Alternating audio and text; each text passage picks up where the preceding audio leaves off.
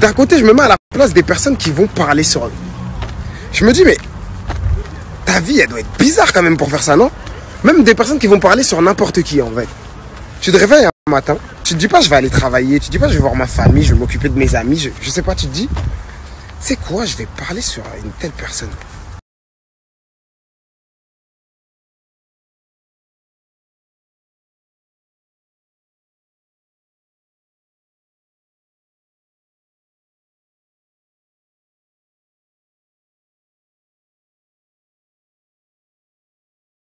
Voilà, la famille, on va faire une petite séquence prise de parole.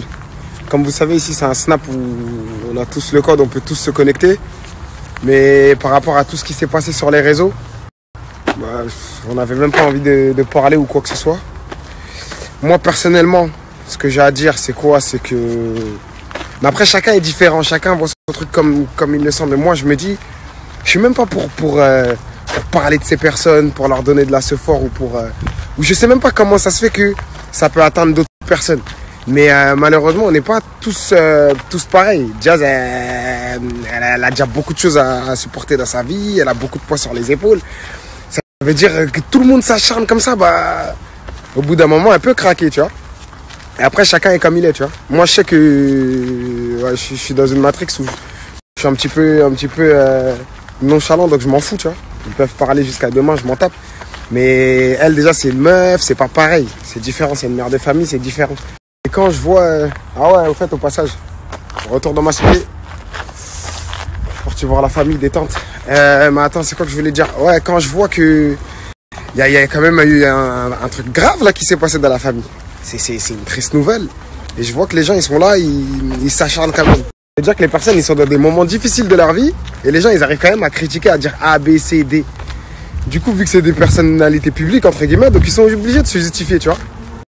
Moi, personnellement, je sais que je l'aurais pas fait. J'aurais dit fuck et je me justifie rien. Mais eux, tu vois, il y a beaucoup de gens qui les suivent, donc ils sont obligés de se justifier. Mais d'un côté, je me mets à la place des personnes qui vont parler sur eux. Je me dis, mais ta vie, elle doit être bizarre quand même pour faire ça, non?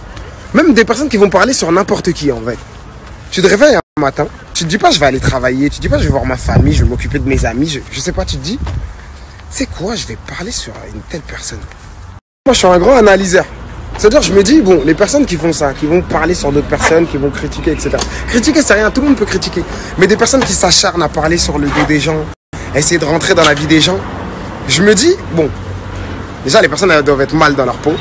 Elles doivent galérer, sacrément galérer pour passer leur journée à faire ça. Et jalouser aussi un petit peu, entre guillemets. Et je me dis, ça me fait de la peine pour elles, en fait. Putain, c'est quoi leur vie, tu vois?